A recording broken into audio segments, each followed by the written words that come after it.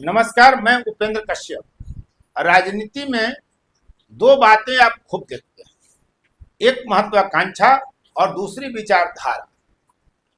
कभी कभी अति महत्वाकांक्षा नेताओं का राजनीतिक करियर बर्बाद कर देता है, वे कहीं के नहीं रह जाते।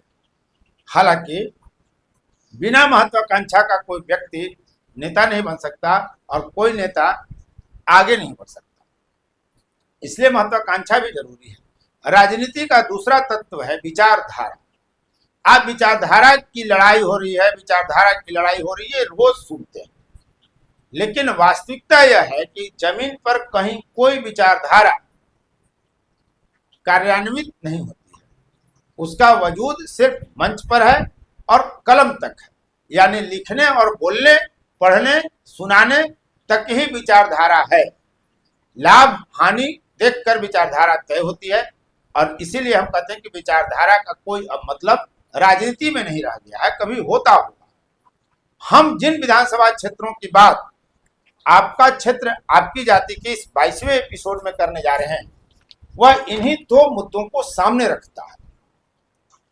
कैसे विचारधारा के कारण ही एक दूसरे के खिलाफ लड़ने वाले लोग एक दूसरे की हत्या कर देते हैं और फिर सभी एक हो जाते हैं, और जो पीड़ित व्यक्ति है उसे बिहार छोड़कर विदेश में रहने की मजबूरी सामने आती है और वो बिहार छोड़कर विदेश में बस जाता है आजीवन।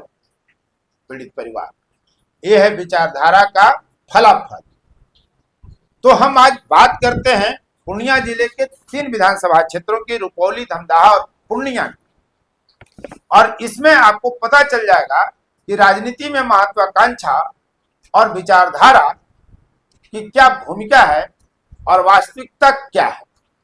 तो सबसे पहले हम बात करते हैं रुपौली की, जो आपको यह बताएगा कि अति महत्वाकांक्षा नेताओं को बहुत नुकसान पहुंचाती है और उनके संघर्ष को तीखा करती है। कभी कभी अति महत्वाकांक्षा राजनीतिक कैरियर को नुकसान पहुंचाता है। रुपौली वह विधानसभा क्षेत्र है जहां गंगोता जाति की बीमा भारती लगातार चुनाव जीतती रही जदयू से और वे बड़े कद की नेत्री बन गई। लेकिन 2024 के लोकसभा चुनाव के समय उनकी महत्वाकांक्षा जगी कि वे संसद पहुंच जाए और वे राजद में शामिल हो जाते हैं। विधायकी उनकी चली जाती है, राजद उनको लोकसभा चुनाव लड़वाता है पूर्णिया से, जहां के बारे में आपको पता ही है कि पप्पू यादव भी मैदान में थे और तेजस्वी यादव ने कहा था कि यह विचारधारा की लड़ाई है, व्यक्ति की लड़ाई नहीं है। इसलिए अगर बीमा भारती को आप वोट नहीं दे सकते तो पप्पू को भी मत दो, एनडीए को दे देना। आपके जहन में यह बात बैठी होगी और सुनकर यह बात आपको और पूरा घटनाक्रम आपको याद भी आ गया होगा। तो ये थी रुपौली में विचारधारा को लेकर एक सच। दूसरा, जब बीमा भारती लगातार 2005 से वो चुनाव जीतती रही थी, लेकिन महत्वाकांक्षा के कारण वो राजद में जाती हैं और वो चुनाव हार जाती हैं। फिर 2024 में रुपौली में विधानसभा का उपचुनाव होता है और तब निर्दलीय शंकर सिंह 68,070 वोट लाकर चुनाव जीत जाते हैं। जदयू के केदार प्रसाद मंडल को 59,824 वोट मिलता है, यानी 8,246 वोट से वह हारते हैं। और बीमा भारती राजद से जब कैंडिडेट रहती हैं तो काफी पीछे चली जाती हैं, तीसरे स्थान पर, और मात्र 30,619 वोट लेकर सिमट जाती हैं। यानी विजेता को जितना वोट मिला था उससे आधा वोट लाकर सिमट गई बीमा भारती। यह है महत्वाकांक्षा का परिणाम। जब आप दल बदलते हैं, विचारधारा पर नौटंकी शुरू होता है, तब जनता क्या करती है ये बतलाता है। 2010 में बीमा भारती ने शंकर सिंह, जो लोक जनशक्ति पार्टी के प्रत्याशी थे, उनको हराया था और आसिफ अनवर कांग्रेस के थे, वो तीसरे स्थान पर थे। 2015 में बीमा भारती जदयू और राजद के गठबंधन के प्रत्याशी रहती हैं और जीतती हैं, तब भाजपा के प्रेम प्रकाश मंडल हारते हैं। तीसरे स्थान पर निर्दलीय शंकर सिंह रहते हैं। ये लगातार प्रयासरत रहते हैं, फिर इनको टिकट नहीं मिला। उस समय तो निर्दलीय लड़ गए। 2020 में बीमा भारती जदयू से लड़ती हैं, शंकर सिंह लोक जनशक्ति पार्टी से आते हैं और सीपीआई से विकास चंद्र मंडल रहते हैं तीसरे स्थान पर। शंकर सिंह लगातार लगे रहे, अब जाकर वो विधायक बने हैं। यहाँ 3,18,313 मतदाता हैं। 1 जनवरी 2025 को बिहार राज्य निर्वाचन आयोग द्वारा जारी सूची के अनुसार 3,18,313 मतदाता रुपौली में हैं, जिसमें 24,000 यादव और 42,000 मुसलमान, यानी महागठबंधन के जो फोल्डर में, राजद के फोल्डर में जो माई समीकरण के वोटर हैं, उनकी संख्या 66,000 है। दूसरी तरफ अगर देखें तो 23,500 राजपूत, 1,500 भूमिहार, 8,500 ब्राह्मण, यानी 33,500 वहाँ सवर्ण मतदाता हैं। इसके अलावा 13,000 कुर्मी, 12,500 पासवान, 17,000 वैश्य हैं, 42,500 कुल, कुशवाहा 5,000 है, रविदास 10,000 है। तो अब यहाँ लड़ाई फिर वही होगी। तो क्या गंगोता बीमा भारती यहाँ से प्रत्याशी रहेंगे? शायद नहीं।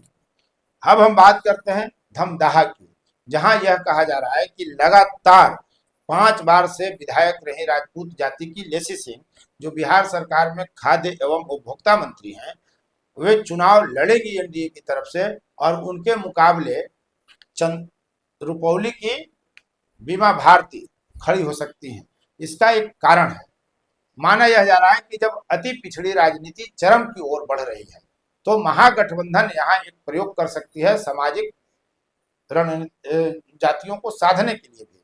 उसके लिए रणनीतिक तौर पर यह लाभदायक माना जा रहा है कि वो बीमा भारती को यहाँ लाए। एक तरफ राजपूत और दूसरी तरफ अति पिछड़ी गंगोता जाति की बीमा भारती होंगी, तो मुकाबला दिलचस्प हो सकता है। और शायद जहां 5 बार से राजद को जीत नसीब नहीं हुई और कांग्रेस को या अन्य उनके साथी दलों को वहां जीतने में, धमदाहा में कामयाबी मिल सके। तो यहाँ अति पिछड़ा जो वोटर हैं वो लगभग 1.5 लाख माने जाते हैं। तो ऐसे में राजद ये कोशिश कर सकती है कि बीमा भारती को यहाँ लेकर वो जाए। 2010 में लेसी सिंह जदयू से यहाँ चुनाव जीती थी और इरशाद अहमद खान कांग्रेस के हारे थे। दिलीप यादव राजद के तीसरे स्थान पर थे। 2015 में फिर लेसी सिंह जदयू से जीती और आरएलएसपी, जब उपेंद्र कुशवाहा की वो पार्टी थी, अब नाम बदल गया है। शिवशंकर ठाकुर दूसरे स्थान पर और जन अधिकार पार्टी पप्पू यादव की पार्टी थी, दिलीप कुमार यादव तीसरे स्थान पर।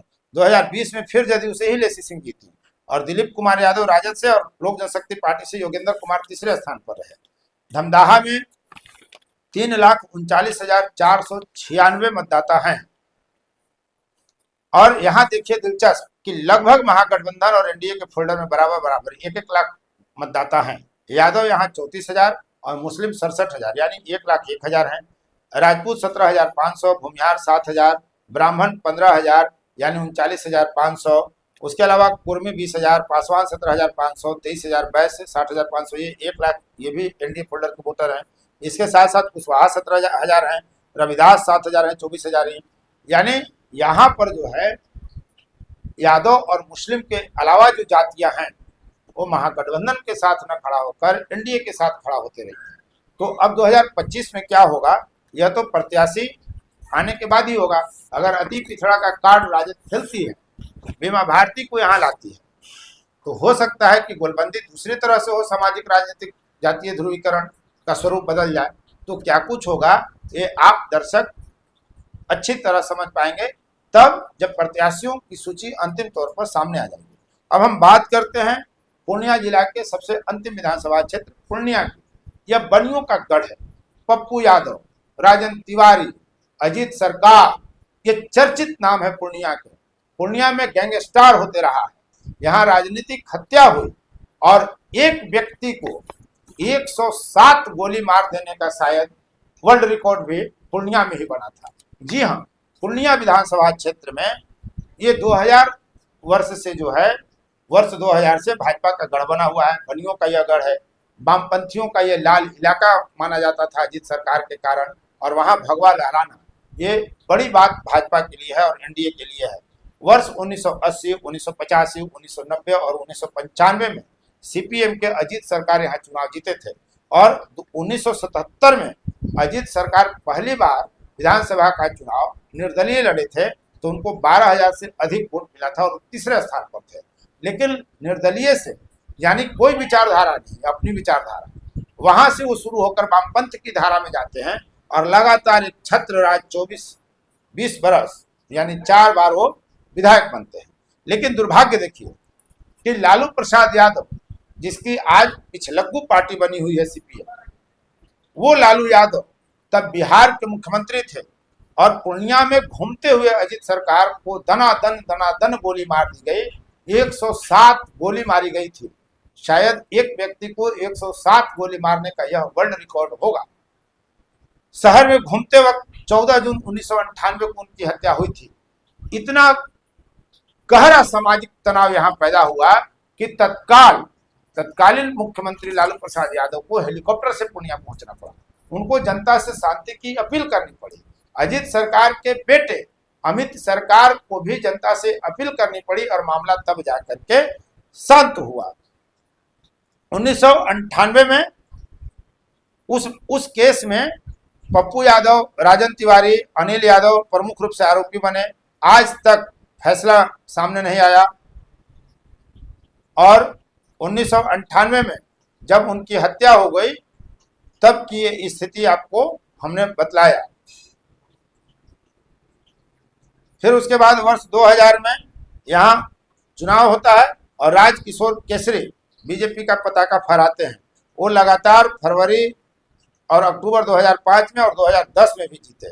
2011 में उनकी मौत के बाद उपचुनाव हुआ तो किरण केसरी चुनाव जीत गई। 2015 और 2020 में फिर विजय खेमका मारवाड़ी जाति के हैं, वो चुनाव जीतते हैं। 3,33,815 मतदाता यहाँ हैं, जिसमें 21,500 यादव और 50,000 मुस्लिम, 71,500 महागठबंधन फोल्डर के हैं।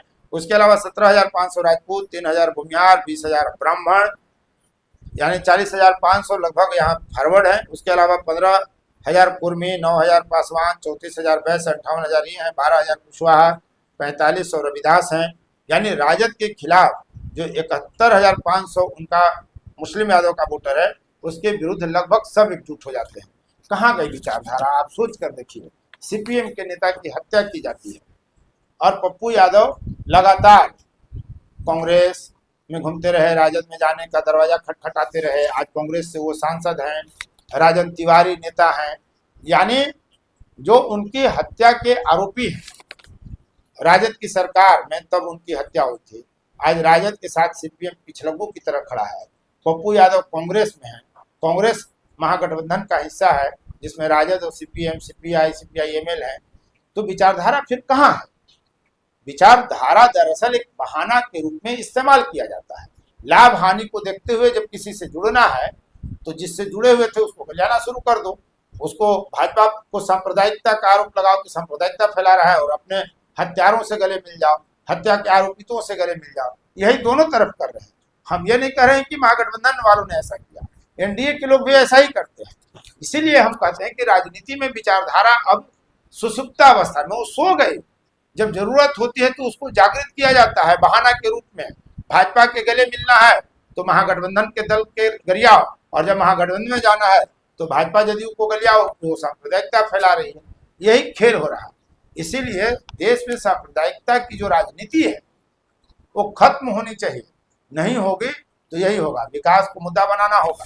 और पक्ष विपक्ष दोनों को सूट क्या करता है? जाति की राजनीति, धर्म की राजनीति, सांप्रदायिकता और सेकुलरिज्म की राजनीति, धर्मनिरपेक्षता की राजनीति। इसलिए इन चीजों से बचना होगा। और बचेगा कौन? जनता को तय करना होगा। ऐसे नेताओं को सबक सिखाना होगा, तभी आप और हम आगे बढ़ सकते हैं, बिहार आगे बढ़ सकता है। अब तक इस वीडियो में बने रहने के लिए आपको बहुत बहुत धन्यवाद। यदि अब तक आपने इस चैनल को सब्सक्राइब नहीं किया है तो चैनल को सब्सक्राइब कर लें, शेयर, लाइक, कमेंट जरूर करें। बहुत बहुत धन्यवाद। फोर्थ व्यूज, चौथा विचार, बाकी फिर